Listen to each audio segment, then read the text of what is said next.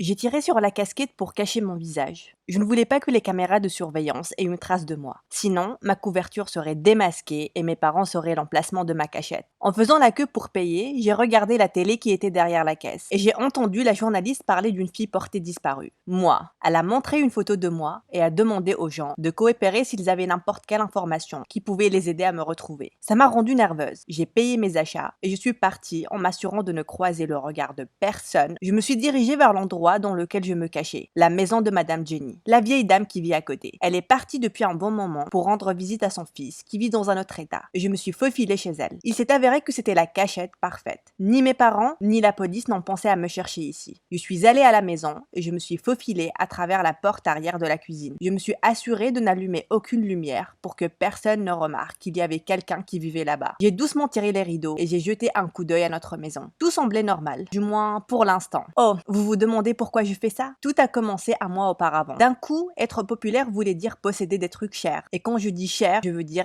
extrêmement cher. Des choses que seule mon amie Tess pouvait se permettre, puisque son père était millionnaire. Elle a acheté ce sac de créateur qui lui a coûté 20 000 $. Et elle est venue avec au lycée. Toutes les filles voulaient le prendre en photo. Et tous les garçons voulaient flirter avec Tess. Parce qu'ils pensaient qu'elle allait les couvrir de cadeaux. Et ça a marché. Tess a commencé à sortir avec James, le garçon le plus populaire du lycée. J'étais jalouse. En fait, toutes les filles étaient jalouses. Donc, elles ont commencé à faire la même chose. Acheter des trucs chers pour s'en vanter et espérer attirer l'attention d'un mec ou l'attention de n'importe qui. Mais je ne pouvais pas faire comme elles. Mes parents étaient loin d'être riches. Ils ont travaillé très dur et ils s'en sortent à peine pour boucler les fins de mois. Je savais que je ne pouvais rien y faire. Pourtant, un jour, alors qu'on était en cours de sport, Anna, une ancienne ennemie à moi, m'a pointé du doigt. Karen, comment ça se fait quand t'as jamais vu frimer avec quelque chose? Tu es SDF? J'ai été prise de court avec son commentaire vicieux. Je sentais que toutes les filles avaient tourné leur tête pour me regarder. Mon visage est devenu tout rouge. Je n'étais pas certaine si c'était à cause de la colère ou de la pure gêne, mais j'ai fait en sorte de dire « J'ai choisi de ne pas le faire. J'ai des valeurs, tu sais. » Anna a sarcastiquement rigolé. « Moi, c'est ça, Mère Teresa. On sait tous que c'est parce que t'es pauvre. Tu n'as rien. » J'aurais dû laisser passer son commentaire et ne pas en faire toute une histoire. Mais oh que non. Elle a éveillé le géant qui était en moi. Je ne pouvais pas garder ma bouche fermée. J'ai donc répondu « Ah ouais? Eh bien, regarde-moi bien. » Anna a répondu « Oh, je vais le faire, espèce d'SDF. » Je suis rentrée à la maison battue. Dans quoi me suis-je embarquée? Comment vais-je lui prouver le contraire? Je n'ai littéralement rien. J'ai essayé de convaincre ma mère. Je l'ai suppliée de me donner 200 $ pour acheter une fausse veste de créateur. Elle m'a regardée comme si j'étais la personne la plus folle au monde. 200 $ pour une veste? Tu es folle? Tu sais combien d'heures je dois travailler pour avoir cette somme d'argent? Et avant qu'elle ne finisse sa leçon de morale sur le travail dur, je suis partie dans ma chambre en claquant la porte derrière moi. Elle ne comprenait pas combien c'était difficile d'être une lycéenne. Elle ne savait rien sur le jugement social là-bas. Le lendemain, j'ai fait semblant d'être malade. Je ne voulais pas aller au lycée et faire face à Anna ou tolérer ses commentaires vicieux. Maman m'a laissée au lit. Elle était trop fatiguée pour se bagarrer. Plus tard, je suis allée prendre le petit déjeuner et en ouvrant le réfrigérateur, j'ai vu la carte de crédit de papa sur le comptoir de la cuisine. Mes yeux sont sortis de leur orbite et mon cœur a commencé à battre rapidement. Au début, j'ai hésité. Papa me tuerait si j'achetais quelque chose avec sa carte.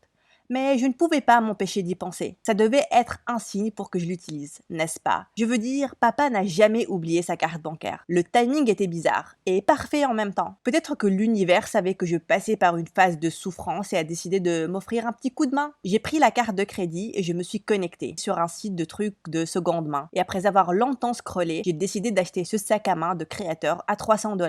Il avait l'air unique avec cette image d'hibou cousue sur son dos et ses petites perles colorées et brillantes. J'ai rempli le formulaire de paiement et j'ai appuyé sur confirmer. Et oh mon Dieu, juste comme ça, il était le mien. Le site m'a confirmé que le sac sera livré dans 2 jours. J'étais extatique. Enfin, je vais être comme la plupart des filles de mon lycée. Anna n'allait plus se moquer de moi. J'ai remis la carte de crédit à sa place et j'ai poursuivi mes activités de la journée. Mais quelque chose de bizarre est arrivé. Le lendemain, alors que je me préparais pour aller à l'école, j'ai eu un message sur mon téléphone qui disait « Le sac que vous avez acheté n'est pas à vendre. Annulez votre commande maintenant. Vous allez être remboursé. » J'ai regardé le numéro. C'était tellement étrange. Ça doit être une blague. J'ai cherché le numéro sur Google et je n'ai rien trouvé. Des milliers de gens achètent des trucs en ligne tous les jours. Peut-être que ça ne m'était pas destiné. Si ça l'était, ils m'auraient envoyé un mail. Donc j'ai juste oublié cette histoire et je suis allée à l'école avec une si grande fierté, regardant Anna dans les yeux comme si j'étais une star maintenant.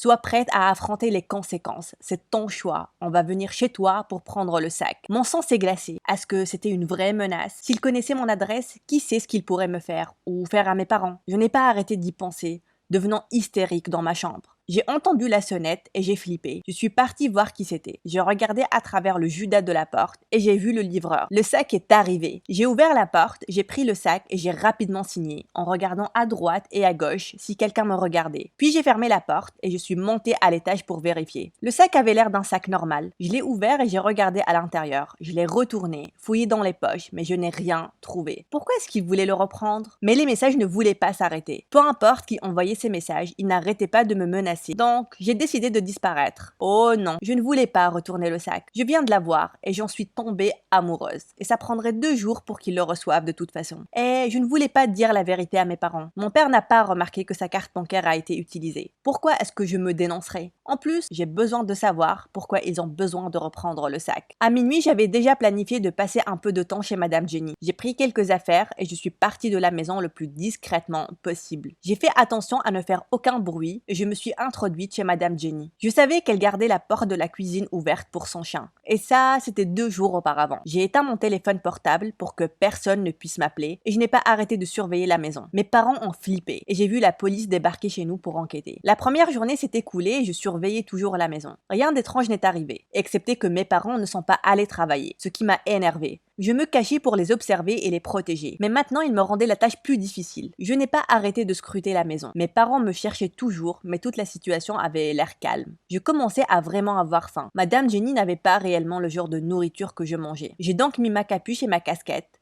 et je suis allée à l'épicerie pour acheter des trucs à grignoter. Et c'est là que j'ai vu les infos. J'ai préparé un grand bol de nouilles ramen et je me suis mise à côté de la fenêtre. J'ai pris le téléphone dans ma poche et je l'ai allumé. Ça faisait 2 jours que je ne l'avais pas ouvert. Au moment où je l'ai déverrouillé, j'ai eu une tonne de notifications, des appels manqués, des messages et des identifications sur tous mes réseaux sociaux. J'ai jeté un coup d'œil à Twitter avant et un nouvel hashtag a attiré mon attention. Hashtag j'espère que tu es en sécurité. J'ai commencé à scroller à travers tous les tweets et j'ai vu que plusieurs de mes camarades de classe avaient des photos de moi avec des légendes comme nos cœurs sont avec toi, Scarlett. Nous prions que tu es saine et sauve. Wow! Je ne savais pas que j'avais autant d'importance à leurs yeux. Tess avait genre 200 tweets demandant aux gens d'aider. J'ai scrollé encore plus bas jusqu'à ce que je tombe sur le tweet de Jonathan. Jonathan était mon partenaire de labo. On a juste parlé en cours et on a fait nos projets ensemble. Et c'était tout. Mais à ma grande surprise, il a déclaré sa flamme dans ce tweet. Je n'avais pas le courage de le dire avant. Mais si tu reviens, je te le dirai. Est-ce que c'était une blague? J'avais disparu depuis 2 jours et maintenant j'ai un admirateur secret comme une sorte d'actrice hollywoodienne. Pourquoi est-ce qu'il se cachait? J'étais submergée d'émotions. Et quelque part, j'étais heureuse d'avoir toute cette attention. J'ai donc décidé de prolonger ma disparition. Je veux dire, la personne qui me menaçait ne s'est pas encore pointée. Et secrètement, je voulais savoir où ça allait mener. Je suis restée 1 semaine chez Madame Jenny. Je devenais obsédée par les réseaux sociaux. Mais à ma grande surprise, tout a commencé à régresser à partir du 6e jour. Les gens ont commencé à reprendre leur vie. Ils ont arrêté de poster. Et c'était comme s'ils m'avaient oublié. Puis,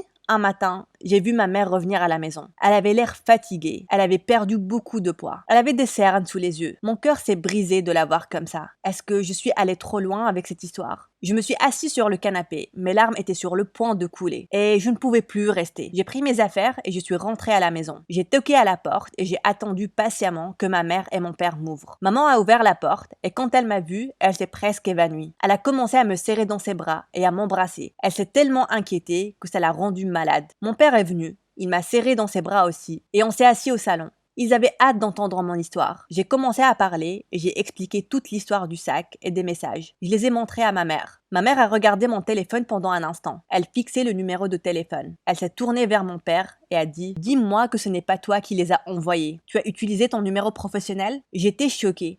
J'ai regardé mon père. Il suait, son visage est devenu tout rouge. Attendez, est-ce qu'il a vraiment fait ça? Ma mère avait un regard effrayant. Donc mon père s'est senti obligé de faire sa confession. Oh chérie, elle a utilisé ma carte de crédit pour acheter un sac à 300 $. Je devais lui apprendre la leçon. Je ne savais pas qu'elle allait prendre l'histoire au sérieux et s'enfuir de la maison. Maman était énervée. Elle a commencé à crier sur mon père. Et venue de nulle part, j'ai commencé à rigoler. J'ai rigolé tellement fort à ça. Puis, ils se sont joints à moi. Je ne pouvais pas me rappeler de la dernière fois où j'ai vu mes parents aussi heureux que ça. 2 semaines plus tard, toute l'histoire s'est calmée. Mon père a dit à la police que j'étais rentrée saine et sauve. La police est assurée que je ne divulgue aucune information puisque je n'avais pas encore 18 ans. Mes parents ont voulu que je garde le sac, mais j'ai insisté pour le retourner. Je ne voulais pas avoir de l'attention qui était fake. À l'école, Tess, ma seule amie, était excitée de me voir. Maman m'a dit qu'elle venait tous les jours pour leur rendre visite, pour demander de mes nouvelles. Anna a arrêté de m'ennuyer. Et Jonathan était finalement honnête. Il avait vraiment des sentiments pour moi. Il m'a demandé de sortir avec lui et j'ai dit oui.